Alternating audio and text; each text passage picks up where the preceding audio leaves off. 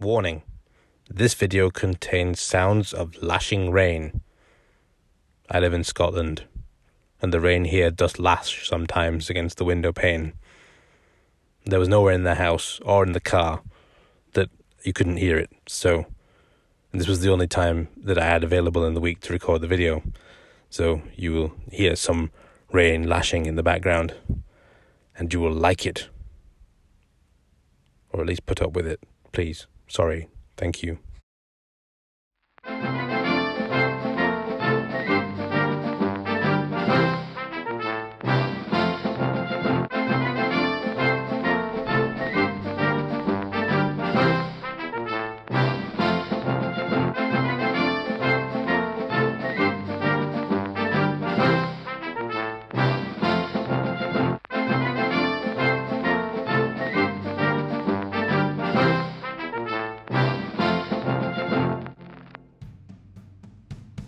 Hey Sprocketeers, welcome to the third-party engineering and acquisition of British Armour Group, T.E.A.B.A.G, special spin-off edition, P.R.E.B.A.G, the results.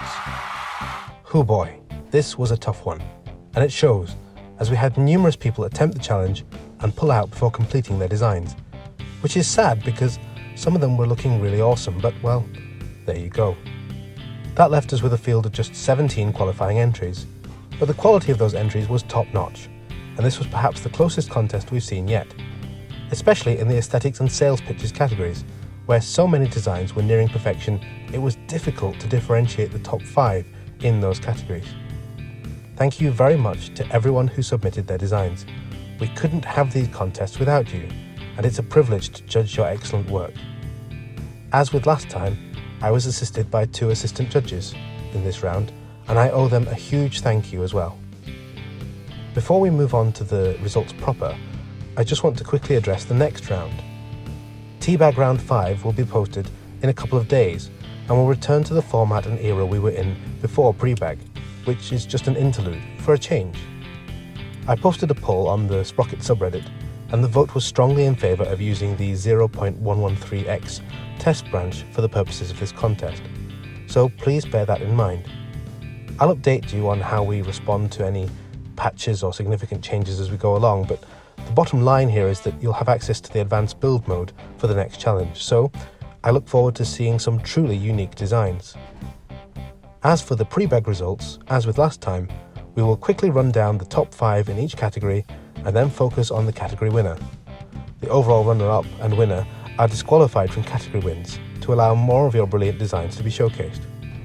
So, without further ado, let's get on to the reason you are here. The results. First up, as always, is the sales pitch category. Here are your top 5. 5, 4, 3, 2, 1. And the sales pitch category winners are the Centaur by Etta320 and the Wolver by Salt Not Sugar. Yes, that's right, this is a joint category win. Like I said, it was very tough to place the top 5 in the sales pitch and aesthetics categories. All the entries were very strong. You may recall that Salt Not Sugar won the last round's sales pitch category as well, and their efforts this time meet and even exceed their previous entry. In a field of extremely well characterised and detailed sales pitches, it was the photos attached to them that played the kingmakers in this round. And our 2 joint winners are arguably worthy of an 11 out of 10 in this particular area. They must, however, settle for a perfect 10. In the case of the Wolver, then, we have a photo of our character, grayscale screenshots to look like period photos, the now classic photo edit into a historical photo, and even this golden shot of the world's worst test crew. I promise, no extra points were awarded for this. Maybe. But what we really need to talk about here are the excerpts from the tank's manual.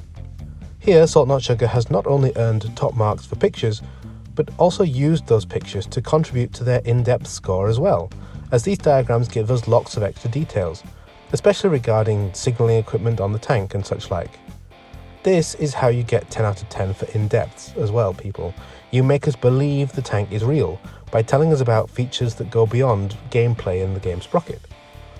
Add all this to a detailed and in-character script that showcases good salesmanship throughout, though perhaps losing a point probably for the comments of a pair of prize idiots in the middle. But all in all, this is another nearly perfect pitch from Salt Not Sugar. I won't give suggestions on how to improve it because I honestly can't. Salt Not Sugar has shown us the height of diagrams. Now we turn our attention to Editor 320's Centaur Mark 6, which in its pitch will show us the best photo edits in the competition. The silvery tone, the wear and tear, and the visual imperfections all really sell that these are photos from 20 years before anything we've seen in T.E.A.B.A.G. That alone would be enough to score a solid 9 on pictures, but we also get enclosed captions with dates, codes, and annotations. That would be enough for a 10, but then we have the soldiers and other equipment in the pictures showing the testing process in action. The effects are not perfectly convincing maybe, but the ambition and range of these pictures makes up for that, certainly. And if a hypothetical 11 out of 10 for photos wouldn't be enough, you look again and you realise that these pictures are showing you different marks, different prototypes of the design working their way up to the final one, visually showing the story of the development process. Are these 12 out of 10 pictures? Perhaps. But they must settle for 10. But I did want to show you guys these because they are just so good, and there are so many to boot. Okay, but you can't be joint category winner on photos alone, and the Centaur isn't. This is also a very strong pitch from Editor 320. I particularly appreciated the pitch centering around the nascent idea of an infantry tank in the designer's mind. In many ways, the salesmanship here is selling the infantry tank concept over the tank itself, but it still works. And the fact that while the characterization isn't perhaps the strongest, this pitch stands out for me as one of the relatively few that could convincingly have come from our point of view character from the introduction video, and I really appreciate that. Moving on now to the aesthetics category, here are the top 5 based on appearance. 5, 4, 3, 2, 1. And the aesthetics category winners are the Centaur by Editor 320 and the Wolver by Salt Not Sugar. What? Why are you looking at me like that? Yes, it's another joint category win, and by the same 2 entries as well. Who would have thunk it, eh? But that's the way the scores fall out. The same level of effort and attention to detail that went into their sales pitches has made the Wolver and the Centaur frontrunners in aesthetics too.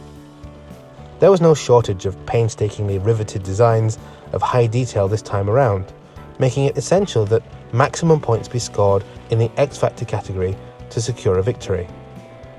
To do that, your design must do something unique. It must use parts and fixtures in an innovative way. Neck and neck still, the Wolver and the Centaur both bring creative flair to the table. In the case of the Wolver, we have a high standard of overall detail while avoiding too many serious anachronisms, which grants high scores for detail and era appropriateness.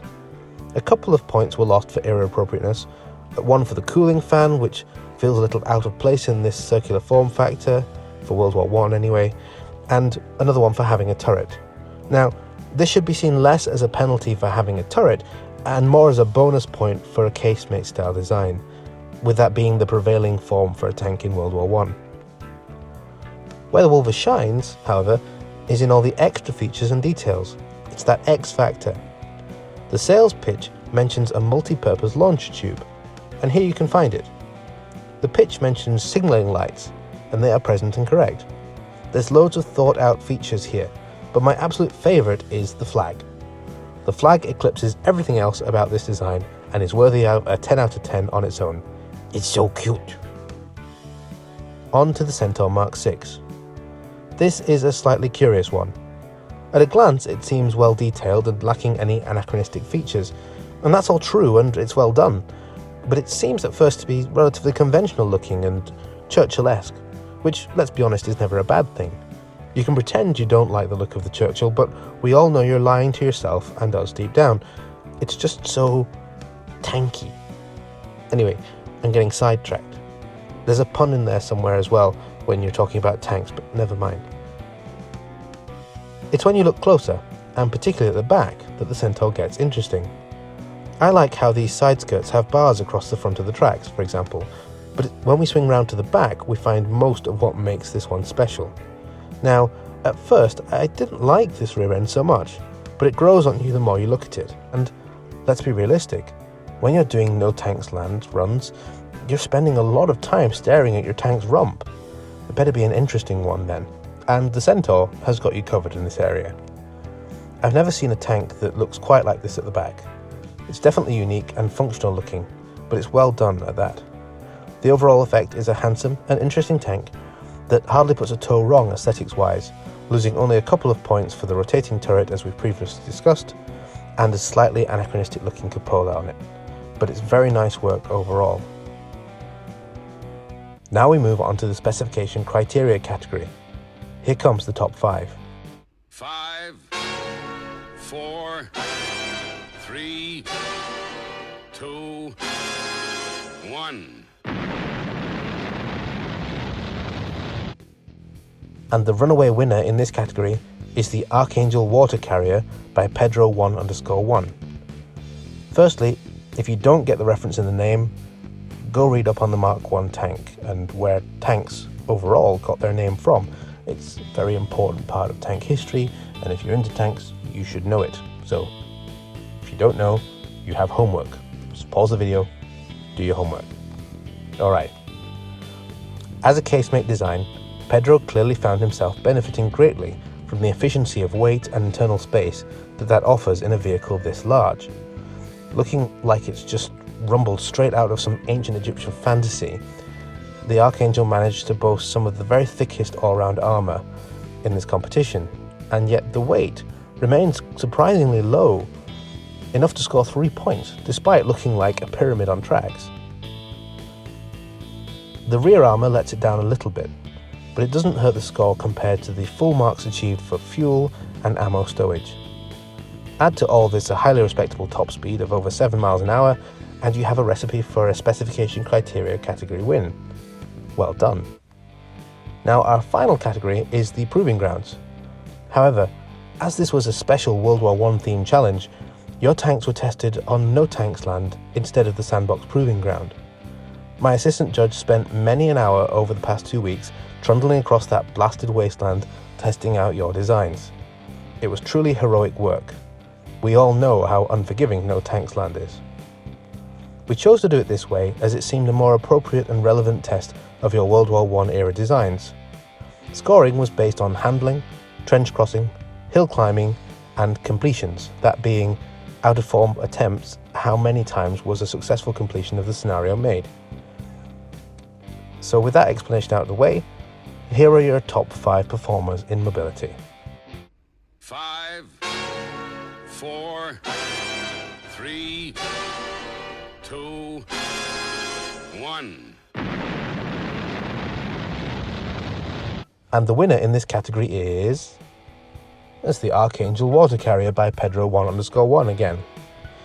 It's only fair to say here that the Archangel was a very strong entry overall, and actually came in 3rd in the competition. If only we handed out bronze medals, eh Pedro? We join the Archangel on its journey across no tanks land now. The Archangel Water Carrier uses the unsprung suspension option. This negatively impacts its hill climbing ability, which is only slightly better than average, but reduces weight significantly and thereby assists in speed and handling in other ways. The Archangel scored 7 out of 10 for handling and 8 out of 10 for trench crossing. With very strong front and side armour, there was little else other than the terrain that could threaten it in no tanks land. But keeping the weakly armoured rear away from the enemy was of course a necessity. Fortunately, the hull traverse speed is surprisingly good. The Archangel was able to successfully complete all 4 runs, which makes a huge contribution to its score in this category. The Archangel's consistency and quirk-free handling was the key to its victory here. And that brings us now onto our runner-up. Ladies and gentlemen, your Pre.E.B.A.G runner-up is the Valkyrie Motorworks Trench Hound by Luminous Lily. just look at this beast. The Warhammer 40,000 is pretty strong with this one. With a total combined score of 35.75 out of 40, the Trenchhound was just 0.5 behind the winner in total score. I told you this competition was close. We all know by now that Luminous Lily is the master of the narrative-based sales pitch. With the Trenchhound, we get a window into the earlier history of Valkyrie Motorworks and the relationship between the fathers of her main characters from the T.E.A.B.A.G era pitches. But we don't score on narrative, we score on sales pitches. Well, it goes without saying that this is a 10 out of 10 for being in character. Our two gentlemen deliver the pitch as a tag team, with their established and distinct personalities and roles intact. They happen to be very good salesmen too, and this is one of the very few sales pitches we received that remembers not to let self-depreciating humour get in the way of selling the tank to us. There's plenty of appropriately black and white photos here, but they do not benefit from the level of photo editing wizardry that some entries pictures do. Fortunately, the pitch also goes into plenty of detail about the tank itself and scores just shy of 10 out of 10 in the in-depth subcategory as well. All in all, an immensely strong pitch, as we've come to expect from Luminous Lily. Aesthetically, the Trenchhound scores very highly. The attention to detail on display here is beyond question, and the design scores well in the X Factor category too, as it is certainly unique looking, resembling a rolling fortress, bristling with guns more than anything else. It successfully bucks the long and low landship trend, which most of the entries fall into. A handful of points were lost for era appropriateness. Persistence in calling the turret a rotating upper hull will not win you the casemate bonus point, Lily. The round fan vent and the muzzle brake chosen also feel a little anachronistic, but all in all a very good looking design. As for specification criteria exceeded, the Trenchhound came in second place in that category. I hardly need to tell you what it's good at. You can tell just by looking. Almost no points for speed or weight saved, but all the available points for armour thickness, ammo and fuel capacity. It's a rolling fortress. This defines its mobility too. The Trenchhound is slow, but fortunately we are not scoring on time taken to complete No Tanks Land. And cross No Tanks Land the Trenchhound certainly can. It wasn't fazed by anything the terrain or the enemy could throw at it in its 4 runs. In a word, it is inexorable, meaning impossible to stop or prevent. It will not get there fast, but it will get there, and is nearly impossible to get properly stuck along the way. It's heavy, it's sluggish, it looks and feels like driving a castle, but it's a consistent No Tanks Land crosser, and that's all that really matters. All in all, quite a unique vehicle. This is your Pre.E.B.A.G runner-up, folks, the Valkyrie Mark 17 Trenchhound by Luminous Lily. Now, long-time participants of my contests probably already know what's coming next. Good people of the Sprocket community, your Pre.E.B.A.G champion and champion of champions is none other than the mad genius himself, Clockyard, with his Linden Land Cruiser. Now, before you all rage quit from T.E.A.B.A.G altogether, you should know that Clockyard has an announcement to make. So I'm going to hand over to him. Hello everyone, Clockyard here. I just wanted to give a little bit of an announcement and say that as of T.E.A.B.A.G Round 5, I will be stepping back from entering the contest to help TE with administering and judging it. While entering these past rounds has been a blast, I feel like I'm taking too much of the spotlight from other deserving and brilliant creators. As a part of this, if anyone wants me to review their designs before submitting them officially and asking for feedback, I would be more than happy to do so. Finally, I've recorded the mobility trial runs in all the Pre.E.B.A.G vehicles and will be uploading them to YouTube in an unlisted format.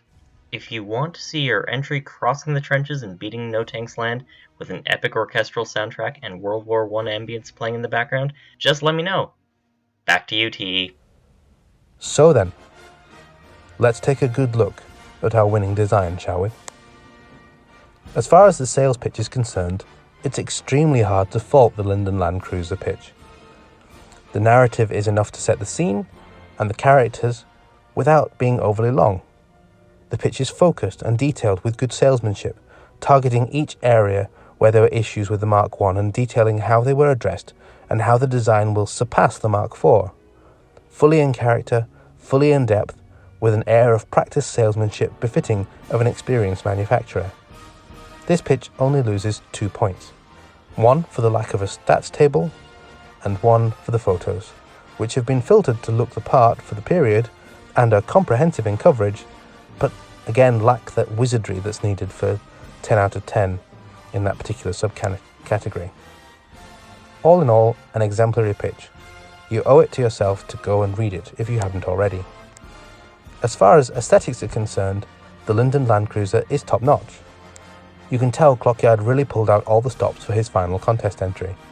There are many, many details to pore over here, and the design is complex yet well thought out and functional. The sponsons are obviously very era appropriate, and reclaim 1 of 2 lost points for the turret and radio antenna. I know that the radio is justified in the sales pitch, and there were some radios in World War I, but it still looks outlandish to have an antenna on a World War I tank, to my eye anyway. The sponsons also get top marks in X Factor, of course. You must remember that this contest took place in version 0.1121, where side sponsons are vastly more challenging to create. The highest evidence of the care and attention to detail on this design, though, is the engine, which is visible through the grills and is highly detailed. As for specification criteria, as you would expect from Clockyard, the Land Cruiser scores highly, though it is soundly beaten in this category by the Archangel. Ultimately, this tank is heavy and slow. Lighter and faster than the Mark IV would have been, sure, but not by much. The London Land Cruiser scores basically all of its points for armour protection and ammo and fuel storage, much like the Trench Hound. As for mobility, this tank is the undisputed master of No Tanks Land. It takes the heavy, slow but unstoppable nature of the Trench Hound and refines it even further. This tank has the best handling of all the entries in this round and top equal hill climbing ability. There are more consistent trench crossers in the field actually, but not by much, and the running gear of this design is so well engineered that even a failed crossing attempt can usually be reversed from and re-attempted successfully. There is no better vehicle to tackle No Tanks Land in than the London Land Cruiser. So congratulations and well done to Clockyard for his swan song win. I look forward to working with him on future challenges, and to seeing who will rise up to take his place as champion in the next round.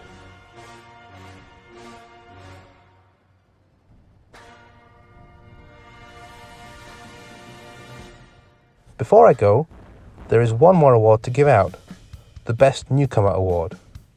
This month, that award goes to the Torn Landship by Initiate Epsilon, with a very respectable total of 30 out of 40.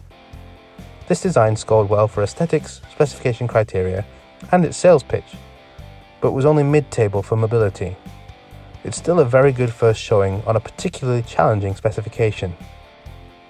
So, well done Initiate Epsilon, you win this fabulous Best Newcomer trophy. We look forward to seeing what you come up with in future. Well, that about wraps things up for this video, folks. I'll see you back in 1941 for the next challenge in a couple of days. Until then, take care out there.